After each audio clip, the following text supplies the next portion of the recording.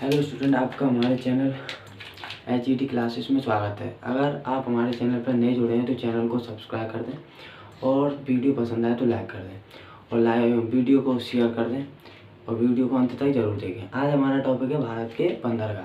क्या important topic है ये, ठीक है। आपके जितने भी कॉम्पिटिटिव एग्जाम होते हैं उनमें सब में इनमें से 1-2 क्वेश्चन आते हैं और वैसे क्लास में भी बच्चों के लिए 10-12 दिन में क्वेश्चन आपकी SST में आ जाते हैं, ठीक है ना। तो आपको ये टॉपिक मैं आज क्लियर करा देता हूँ। इससे बाहर कहीं नहीं आता है, जो मैं बता रहा हूँ उससे बाहर नहीं आएगा कहीं पे भी। तो आपको क्या करना है, पहले तो ध्यान से वीडियो देखनी है और वीडियो पूरी देख के जानी है। और वीडियो पसंद आए तो भाई लाइक तो ज़रूर करके जाना, ठीक है ना। अगर आप लोग सपोर्ट नहीं करो तो फिर कैसे काम चलेगा, ठीक है। तो आइए शुरू करते हैं। ये मैं आपको मैप बना के इंडिया का, आप भी बना सकते हैं। इसमें मैप पूरा मतलब उत्तर भारत का नहीं, दक्षिण भारत का बनाना है। मैं आपको पहले बता देता हूँ, रुकिए।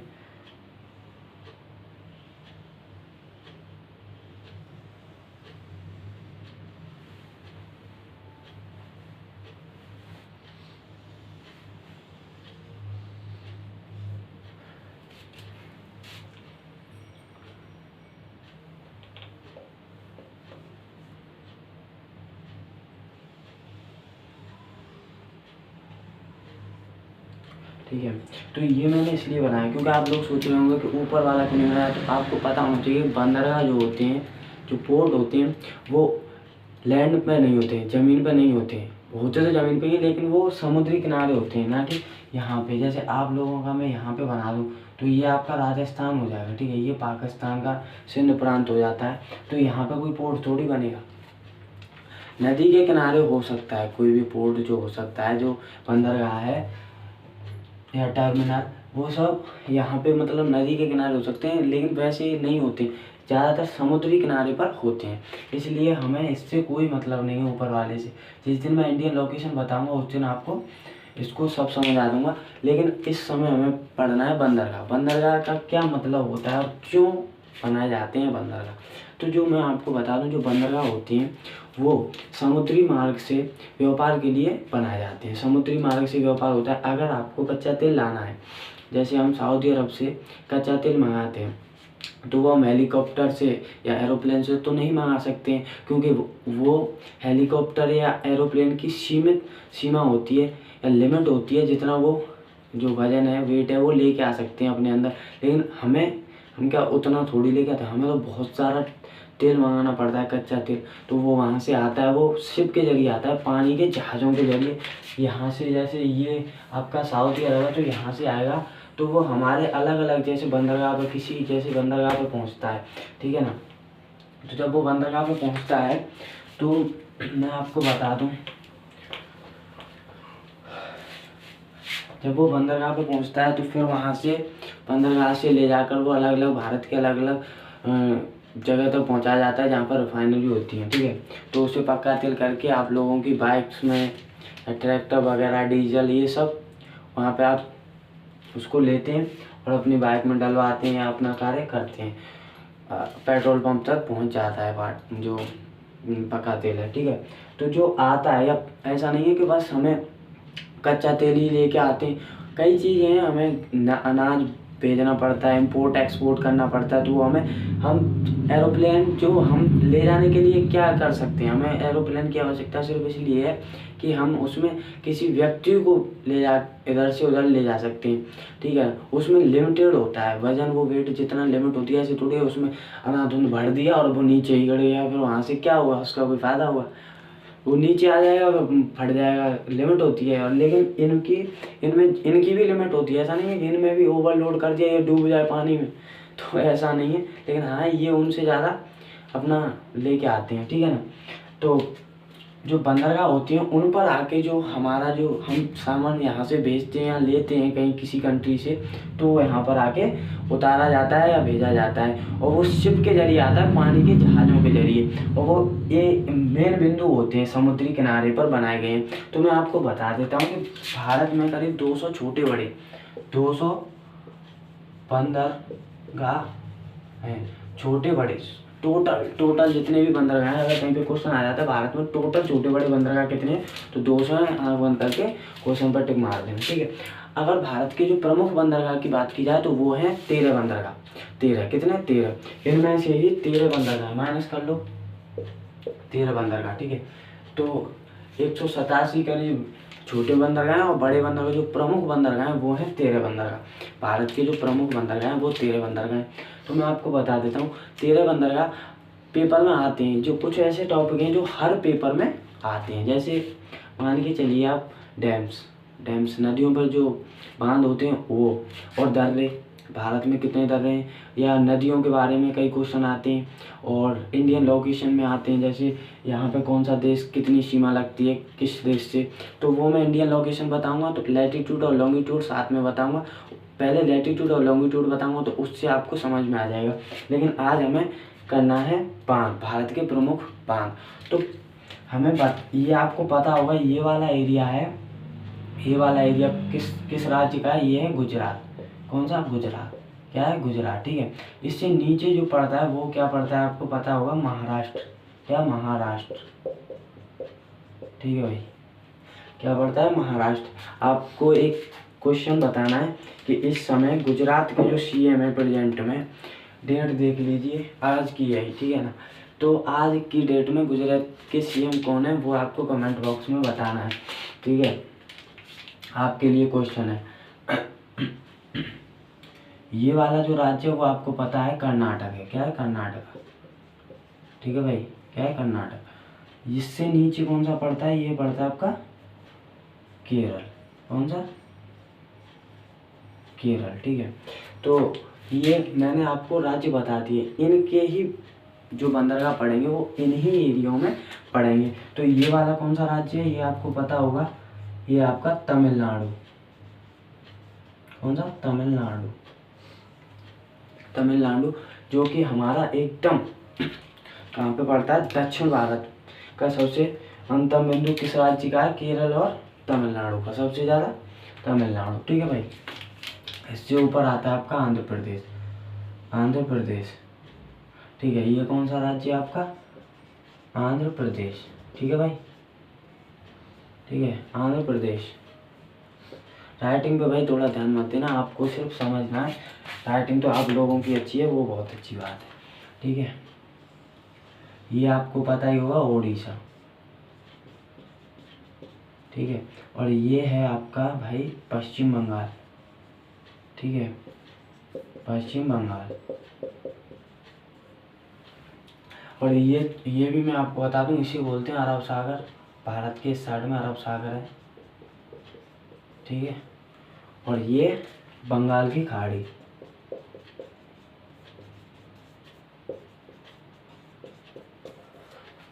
ठीक है। अब आपको इनमें मैं बताऊंगा कि कौन कौन से बंदरगाह किस नाम से जाने जाते हैं और किस राज्य में। आपको राज्यों की पता चल गई कि कौन सा बंदरगाह कहाँ पे पाया जाएगा। तो सुनिए, मैं आपको यहाँ पे बंदरगाह लिखूंगा और उनके बारे में डिटेल बताऊंगा, वो आपको लिखनी है, ठीक है, वो आपको लिखनी है। तो यहाँ पे भी आपको पता ही होगा, ये है आपका अंडमान निकोबार द्वीप समूह, ये यूनियन टेरिटरी है, केंद्र शासित प्रदेश है। आपको पता होगा प्रेजेंट में भारत में कितने केंद्र शासित प्रदेश हैं, तो वो हैं 8 और 28 स्टेट हैं, ठीक है ना भाई। अब इसकी भी पता होगा आपको, ऐसे लक्षद्वीप बोलते हैं, ठीक है। तो हमें बताना है, पहला जो क्वेश्चन आएगा कि फर्स्ट यहाँ गुजरात का मैंने बताया, तो गुजरात में इस जगह पर यहाँ पर कौन सा बंदरगाह पड़ता है, तो उस बंदरगाह का नाम है कांडला बंदरगाह। क्या नाम है, कांडला बंदरगाह। कांडला बंदरगाह एक ज्वारीय बंदरगाह है, ज्वारीय बंदरगाह। और पहले तो ये एक नेचुरल बंदरगाह है, कौन सा, नेचुरल मतलब प्राकृतिक बंदरगाह, इसे किसी ने बनाया नहीं था। अब इसमें कुछ मतलब जो पहले बना हुआ था, ये कुछ ऐसी पहले से ही बना हुआ था, ठीक है, इसे किसी मानव ने नहीं बनाया, इसीलिए इसे नेचुरल कहा जाता है। लेकिन इसमें जैसे कुछ आर्टिफिशियल कमी होती है तो उनको पूरा कर दिया जाता है। जो व्यक्ति कहीं पे कोई कमी हो गई है तो वहाँ पर उस कमी को पूरा मानव द्वारा किया जाता है, किसी जैसे लेबर लगा दी जाती है, वो सही करती है इसको। लेकिन ये मानव निर्मित नहीं है, इसे प्योर तरीके से मानव ने नहीं बनाया है, या मानव ने ईंट चुनी हो या ऐसा कुछ नहीं है। जैसे कोई कहीं से टूट फूट हो जाती है तो वो सब करते हैं, लेकिन ये एक प्राकृतिक बंदरगाह है। प्राकृतिक मतलब पहले से ही बना है, किसी ने बनाया नहीं है, किसी व्यक्ति ने नहीं बनाया, प्रकृति से ही बना है। ठीक है, कांडला बंदरगाह। और ये आज़ाद भारत का सबसे पहला बंदरगाह है माना जाता है। आज़ाद भारत का सबसे पहला बंदरगाह किसे माना जाता है? तो कांडला बंदरगाह को। आज़ाद भारत का सबसे पहला बंदरगाह किसे माना जाता है? कांडला बंदरगाह को। क्वेश्चन को लिख लीजिए, आज़ाद भारत का जो पहला बंदरगाह माना जाता है वो है कांडला बंदरगाह। दूसरा क्वेश्चन है इसका, ये क्वेश्चन आता है कई पेपर्स में आया है, तो ये है कि भारत का ज्वारीय बंदरगाह कौन सा है? तो ज्वारीय बंदरगाह होता है ये। ज्वारीय का मतलब होता है जैसे ये समुद्री तट पर है, इस तरीके का है ये वाला। ठीक है, यहाँ तक पानी लग जाता है इसमें, तो यहाँ से आराम से ये लोग अपना जो एक्सपोर्ट इम्पोर्ट लगा देते हैं, यहाँ तक आपका जहाज आ जा सकता है। ठीक है, यहाँ तक आपका जहाज आ जा सकता है, इस तरीके का है ये आपका। ठीक है भाई, यहाँ तक पानी आ रहा है तो यहाँ तक जहाज आ जाता है, तो यहाँ से ले जाने में कोई दिक्कत नहीं होती है। तो ये एक ज्वारीय बंदरगाह है। कौन सा? कांडला बंदरगाह। कहाँ पर है? गुजरात में। और ये एक नेचुरल बंदरगाह है, आज़ाद भारत का पहला बंदरगाह है, और भाई साहब इसे क्या बोलते हैं? एक ज्वारीय बंदरगाह है। ठीक है, क्वेश्चन इम्पोर्टेंट है ये, इसके बारे में इतनी जानकारी आ जाती है पेपर में। ठीक है, इससे ज़्यादा कुछ नहीं आता है उसमें। अब आगे चलते हैं, तो आगे का जो क्वेश्चन है वो है ये आपका महाराष्ट्र में ये वाला है, इसे क्या बोलते हैं? मुंबई बंदरगाह। मुंबई बंदरगाह। तो इसके लिए मैं आपको बता दूं कि जो मुंबई बंदरगाह है भाई साहब, जो मुंबई बंदरगाह है यह भी एक नेचुरल बंदरगाह है। क्या है? नेचुरल बंदरगाह। ये कौन सा बंदरगाह है? नेचुरल बंदरगाह। जो मुंबई बंदरगाह है ये कहाँ पर है? महाराष्ट्र में। महाराष्ट्र की राजधानी मुंबई है, तो मुंबई बंदरगाह कहाँ पर है? महाराष्ट्र में। सीधा क्वेश्चन है। ये एक नेचुरल बंदरगाह है, ये प्राकृतिक बंदरगाह है। प्राकृतिक का मैंने बता दिया है कि ये खुद से बन जाते हैं, प्रकृति से।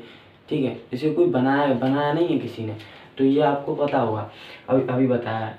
ठीक है, तो मुंबई बंदरगाह है ये भारत का, ये आपको सबसे इम्पोर्टेंट है कि भारत का सबसे बड़ा बंदरगाह कौन सा है? तो वो है मुंबई बंदरगाह। भारत का सबसे बड़ा बंदरगाह कौन सा है? तो वो है मुंबई बंदरगाह। ये इम्पोर्टेंट क्वेश्चन है, आपको राइट करना है। ठीक है, भारत का सबसे बड़ा बंदरगाह, भारत का सबसे बड़ा बंदरगाह कौन सा है? मुंबई बंदरगाह। सिंपल सी बात है, आपको याद कर लेना है, भारत का सबसे बड़ा बंदरगाह मुंबई बंदरगाह। ठीक है, अब ये बड़ा है तो इस पर जो क्वेश्चन आते हैं वो पूछ लिए जाते हैं कि इस पर 3 घाट हैं। कौन कौन से घाट हैं? प्रिंस, इंदिरा और विक्टोरिया। घाटों के नाम क्या है? प्रिंस, इंदिरा और विक्टोरिया।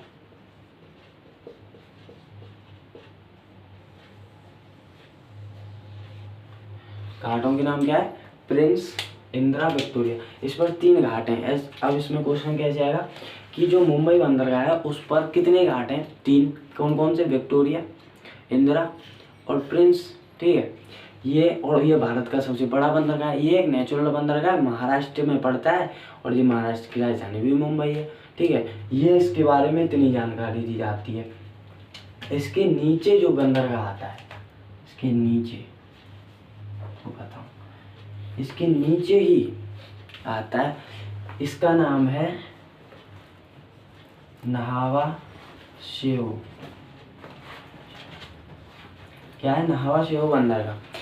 ये न्हावा शेव बंदरगाह है ना, इसे एक नाम से और जाना जाता है। इसका दूसरा नाम है जवाहरलाल नेहरू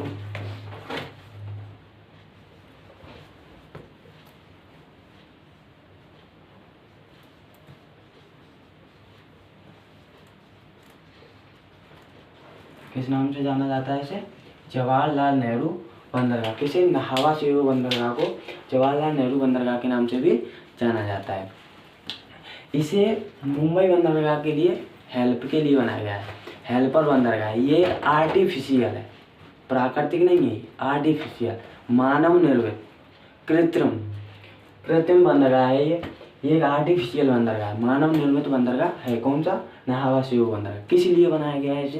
तो इसे बनाया गया है भाई साहब मुंबई बंदरगाह के लिए, मुंबई बंदरगाह की मदद के लिए। क्योंकि जब कोई बंदरगाह बनता है तो उस पर जैसे अधिक सामान लोडिंग नहीं हो पाती है, जैसे वहाँ से ज़्यादा लोडिंग हो रही है और जो बड़ा बंदरगाह तो भाई बड़ा है, भारत का सबसे बड़ा बंदरगाह मुंबई बंदरगाह है, तो इसके हेल्पर के लिए बनाया गया है इसे।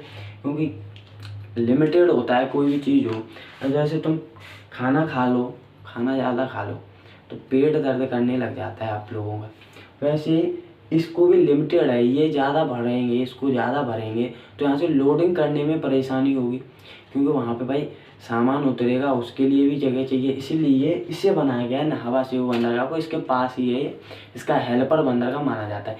ये एक हाईटेक बंदरगाह है, समझ में आया? हाईटेक बंदरगाह नाहवा शेहू बंदरगाह है, हाईटेक, क्योंकि ये इसकी हेल्प करता है, ठीक है, हर वक्त तत्पर रहता है। यहाँ पर अगर इमरजेंसी होती है मुंबई बंदरगाह पर, अगर ज़्यादा सामान उतरता है तो नाहवा शेहू बंदरगाह पे आ जाता है, वो प्रॉब्लम होती है तो, ठीक है। इसके नीचे आपको मैं बताऊँ, ये आपका पड़ता है यहाँ पर, ये आपको मैं बता रहा हूँ, इसमें आपका ये है गोवा। कौन सा? गोवा, ठीक है, गोवा। तो जो गोवा है ना, गोवा है, यहाँ पर गोवा पर भी एक बंदरगाह पड़ता है, ठीक है। तो गोवा पर कौन सा बंदरगाह पड़ता है? गोवा पर पड़ता है मुम गोवा, मुम गोवा बंदरगाह। मुम गोवा बंदरगाह जो पड़ता है वो गोवा में पड़ता है, ठीक है। ये आपको मैंने बता दिया, आर्टिफिशियल बंदरगाह, मानव निर्मित कृत्रिम बंदरगाह है। ये जो मुर्न गोवा बंदरगाह है, मुर्न गोवा बंदरगाह, ये एक नेचुरल बंदरगाह है, नेचुरल प्राकृतिक बंदरगाह है, ठीक है। पहली चीज प्राकृतिक बंदरगाह है, क्या है? प्राकृतिक बंदरगाह है। कौन सा? मुर्न गोवा बंदरगाह प्राकृतिक बंदरगाह है, ये चीज आपको ध्यान में रखनी है। कौन सा? मुर्न गोवा, मुर्न गोवा, ठीक है। और ये ना जो भारत का 40% आयरन एंड स्टील का व्यापार होता है ना, वो किस बंदरगाह से होता है? वो गोवा बंदरगाह से होता है। गोवा बंदरगाह किस कार्य के लिए ज़्यादा फेमस है? तो ये है भाई साहब आपका आयरन एंड स्टील के लिए। आयरन एंड स्टील का व्यापार इससे ज़्यादा होता है। भारत का 40% व्यापार आयरन एंड स्टील का किस बंदरगाह से होता है? गोवा बंदरगाह से होता है। यह एक नेचुरल बंदरगाह कहाँ पर है? गोवा में। कौन सा है? मुम गोवा, ठीक है, गोवा की बंदरगाह मुम गोवा, ठीक है। इसके नीचे जो बंदरगाह है ये वाला, ये कहाँ पर है? ये आपका किस राज्य में? कर्नाटक में। क्या नाम है? मंगलोर बंदरगाह। क्या नाम है? मंगलोर बंदरगाह। कर्नाटक में कौन सा बंदरगाह पड़ता है? मंगलोर बंदरगाह। कर्नाटक में कौन सा बंदरगाह पड़ता है? मंगलोर बंदरगाह, ठीक है। ये मंगलोर बंदरगाह जो है, इसे क्यों बनाया गया है? इसे बनाया गया है मुम गोवा बंदरगाह की हेल्प के लिए, सहायक बंदरगाह है, ठीक है। ये जो बंदरगाह है मंगलोर बंदरगाह जो है, वो एक नेचुरल बंदरगाह है, प्राकृतिक बंदरगाह है, ठीक है। ये एक प्राकृतिक बंदरगाह है, मुम गोवा की हेल्प के लिए इसे बनाया गया है, ठीक है।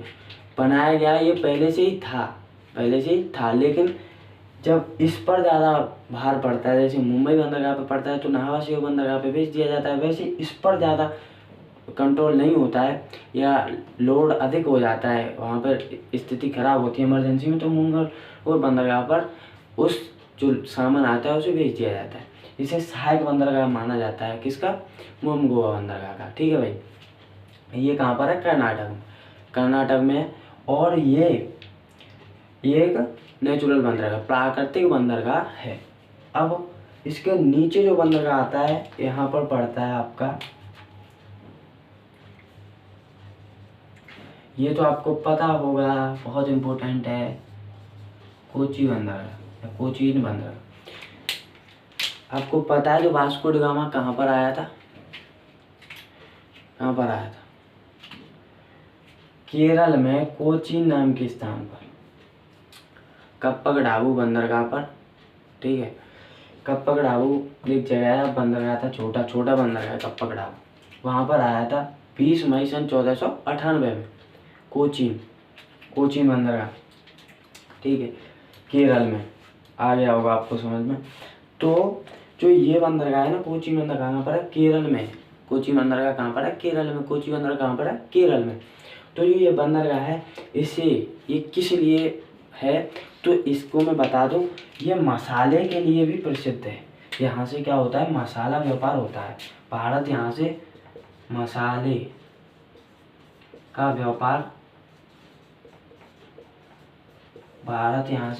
का व्यापार करता है।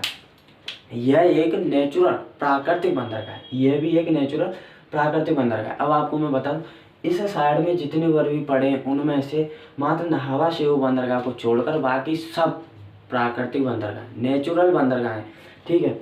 ये मसाले के लिए प्रसिद्ध है, ठीक है। और इस पर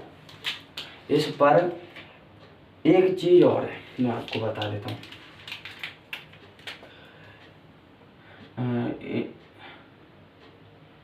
नेचुरल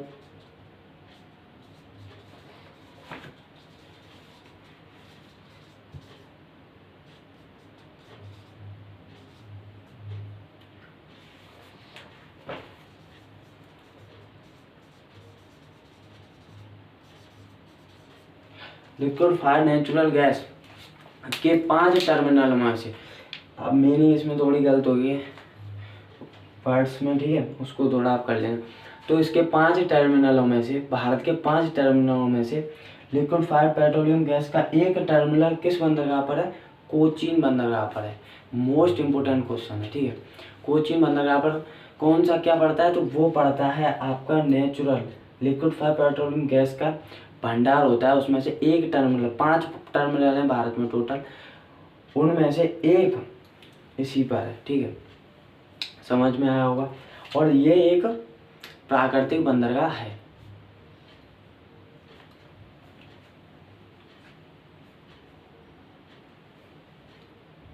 ठीक है भाई, अब हम आगे शुरू करते हैं। तो जो ये यहाँ पर बंदरगाह पड़ता है,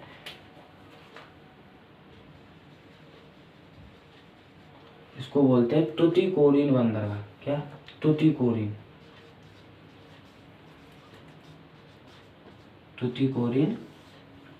बंदरगाह, टुटीकोरिन बंदरगाह ऐसे बोलते हैं। तो भाई आपको मैं बता दूं, टुटीकोरिन बंदरगाह ऐसे बोलते हैं। और ये कहाँ पर है? तमिलनाडु में। यह एक प्राकृतिक बंदरगाह है। क्या है? प्राकृतिक बंदरगाह है, ठीक है भैया। प्राकृतिक बंदरगाह टुटीकोरिन बंदरगाह। इस बंदरगाह को क्यों बनाया गया? इसे भारत दक्षिण या श्रीलंका से व्यापार करने के लिए, मुख्य तौर पर श्रीलंका से व्यापार के लिए, या दक्षिण भागों से जो सामान आता है या जो चीज़ें आती हैं वो टुटीकोरिन बंदरगाह पर उतारी जाती हैं। यह एक प्राकृतिक बंदरगाह भी है। ये कहाँ पर है? तमिलनाडु में। कहाँ पर है? तमिलनाडु में, ठीक है। तो इसके ऊपर यहाँ पर पड़ता है आपका चेन्नई बंदरगाह। चेन्नई बंदरगाह, ठीक है। चेन्नई बंदरगाह जो है वो आपको पता होगा, तमिलनाडु की राजधानी क्या है? चेन्नई। चेन्नई तमिलनाडु की राजधानी है। तो चेन्नई बंदरगाह जो है भारत का दूसरा सबसे बड़ा बंदरगाह है। भारत का दूसरा सबसे बड़ा बंदरगाह है, ठीक है। भारत का दूसरा सबसे बड़ा बंदरगाह कौन सा? चेन्नई बंदरगाह है, ठीक है भैया।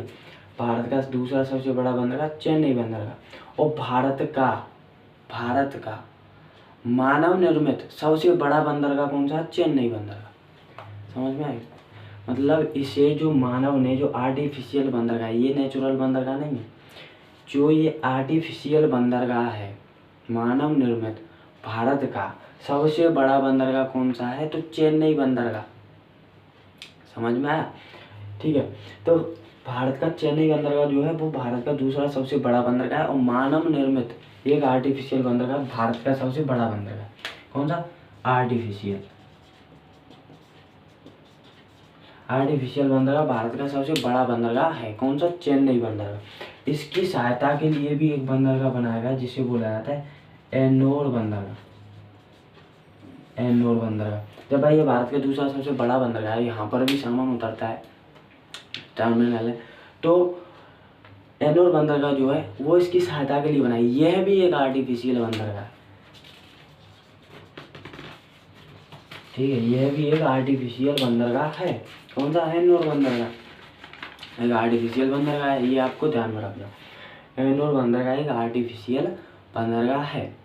तो ये किसकी सहायता के लिए बनाया गया? चेन्नई बंदरगाह की सहायता के लिए बनाया गया है एन्नोर बंदरगाह, ठीक है। अब हम आते हैं आगे। अब आंध्र प्रदेश में पड़ता है आपका इस जगह पर, तो वो है विशाखापट्टनम।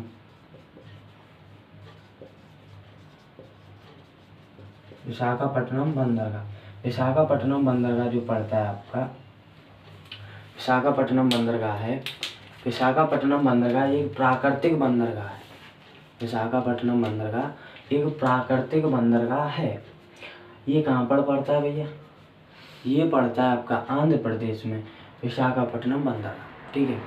तो मैं आपको बता दूं, ये भारत का सबसे गहरा बंदरगाह है।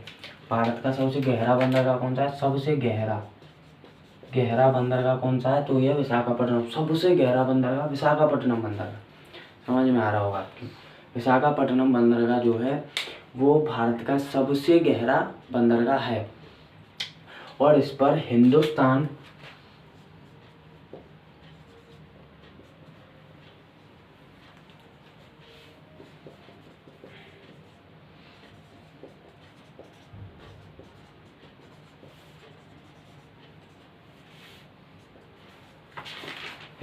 शिपयार्ड लिमिटेड, यहाँ पर अगर कोई जहाज़, यहीं पे जहाज़ बनाए जाते हैं। अगर कोई जहाज़, पानी का जहाज़ खराब हो जाता है तो विशाखापट्टनम बंदरगाह पर उसकी रिपेयरिंग की जाती है।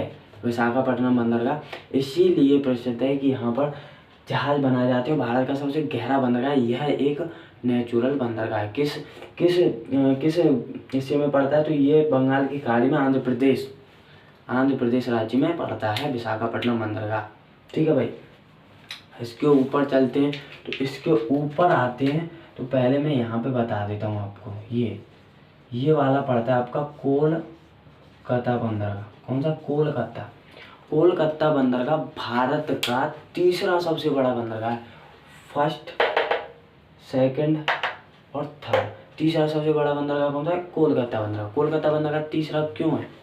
तो मैं आपको बता दूं, तीसरा बंदरगाह इसलिए है क्योंकि भाई जो नेपाल है और भूटान है वो तो किसी समुद्र के किनारे पड़ते नहीं है। तो वो जब किसी देश से दूसरे से व्यापार करते हैं, अपने लिए सामान मंगाते हैं, तो वो अब हम यहाँ पे उतारेंगे अगर उनका सामान, वो हमारे देश से ले जाते हैं क्योंकि हमारा देश बीच में पड़ जाता है।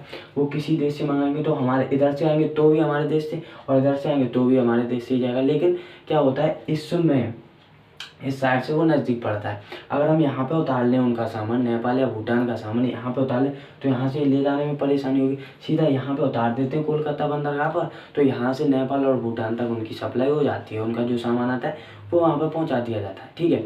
और भारत का एकमात्र बंदरगाह नहीं कह सकते, लेकिन हाँ, भारत के 13 सबसे बड़े बंदरगाहों में कोलकाता बंदरगाह एकमात्र ऐसा बंदरगाह जो कि एक नदी के किनारे पर बसा हुआ है। कौन सी नदी के?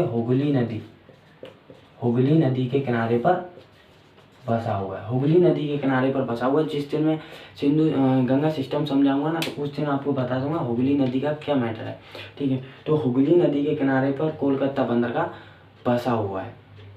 समझ में आया?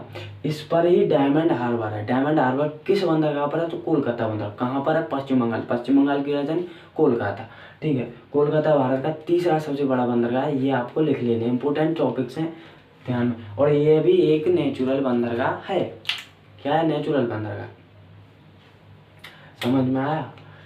फिर यहाँ पर पड़ता है एक और बंदरगाह जिसे बोलते हैं पाराद्वीप बंदरगाह। पाराद्वीप बंदरगाह पड़ता है ओडिशा में। यह भी एक नेचुरल बंदरगाह है। इस बंदरगाह को कोलकाता बंदरगाह की सहायता के लिए बनाया गया है, ठीक है। पारादीप बंदरगाह को क्यों बनाया गया, इससे कोलकाता बंदरगाह की सहायता के लिए बनाया गया, क्योंकि जब इस पर नेपाल का, भूटान का भी इसी पर उतरता है, यहाँ से सप्लाई होती है उन देशों तक। तो जैसे अगर इस पर भी हम भी उतारने लग जाए तो इस पर ज़्यादा लोड हो जाएगा। तो इसलिए पारादीप बंदरगाह पे हमारा जो इंडिया का सामान है वो यहाँ पर उतार दिया जाता है, या उनका उतार दिया जाता है इमरजेंसी सिचुएशन में। तो ऐसा होता है कि या तो इधर उतार दिया जाए, उधर किधर भी उतार देते हैं, लेकिन हाँ उनका सामान कोलकाता बंदरगाह पर ही उतरता है ज़्यादातर, ठीक है ना। तो यहाँ से सप्लाई अच्छे से हो जाती है नेपाल भूटान के लिए।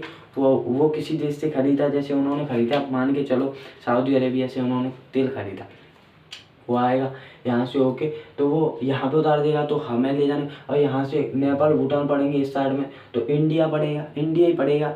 इधर से म्यांमार, इंडिया ही है जो मेन पड़ेगा इंडिया का, जैसे नेपाल यहाँ पे पड़ेगा, भूटान इस जगह पर पड़ेगा। तो यहाँ से होके यहाँ तक तो बांग्लादेश ही आ जाएगा आपका, ये पूरा बांग्लादेश आ जाएगा, ठीक है। तो यहाँ से इंडिया, बांग्लादेश इतना अच्छा व्यक्ति तो है नहीं है कि हाँ भैया ले आओ और ले जाओ यहीं से, तो वो तो नहीं करेगा। तो इसलिए इंडिया, हम लोग ही नेपाल और भूटान की सपोर्ट करते हैं, इसीलिए तो हमें बड़ा भाई कहा जाता है उनका, ठीक है। तो ये यहाँ से सप्लाई होती है तो वहाँ तक पहुँचता है कोलकाता बंदरगाह से। तो एक और बंदरगाह बचा, एक और बंदरगाह कौन सा बचा, तो वो बचा आपका यहाँ पर पड़ता है, कौन सा, पोर्ट ब्लेयर। पोर्ट ब्लेयर बंदरगाह, पोर्ट ब्लेयर बंदरगाह पड़ता है, ठीक है भाई।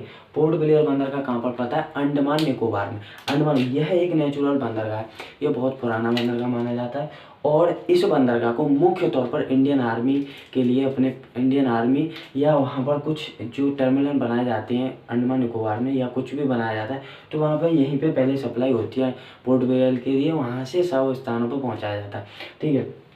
तो जो पोर्ट ब्लेयर है, इसे मुख्य तौर पर आर्मी के लिए प्रयोग में लिया जाता है, हमारी इंडियन आर्मी प्रयोग में लाती है अपने। आपको पता होगा हमारी इंडियन आर्मी दुनिया की चौथी सबसे शक्तिशाली आर्मी है, और जनसंख्या में देखा जाए तो पॉपुलेशन के हिसाब से भारत की आर्मी दुनिया की दूसरी सबसे बड़ी आर्मी है। चीन, जो चिंग मिंग मिंग होते हैं वो कुछ ज़्यादा है, लेकिन वो हमारे वीरों से नहीं बढ़ पाते हैं, आपको पता होगा गलवान घाटी में हाल 50 चीनी च्यों न्यों कराती लुढ़का दी, ठीक है ना।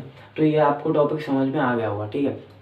तो मैं अगला टॉपिक जो लेके आऊँगा वो लेके आऊँगा आपके दर्रे, भारत के प्रमुख दर्रे, ठीक है। जो इम्पोर्टेंट दर्रे हैं वो आपका टॉपिक अगला होगा, जो कि कल आपको मैं समझाता हूँ। इसमें जो भी कुछ समझ में नहीं आया आपको कमेंट बॉक्स में बाहर डालो, और वीडियो को भैया लाइक तो करके जाइए, ठीक है ना। एक तो देखो सुनो भैया, मैं हूँ मथुरा से, तो हमें ब्रजवासी, सीधी बात है। तो तुम्हें जो लाइक करके जाना है, और आपका सपोर्ट मिलेगा तो हमें कुछ आगे बढ़ने के लिए मोटिवेशन भी मिलता है, ठीक है ना। तो लाइक और सब्सक्राइब, चैनल को सब्सक्राइब करके जाना ही है ज़रूर, ठीक है भाई, जो नए जोड़े। और भैया तो राम राम सबको, जय श्री कृष्ण।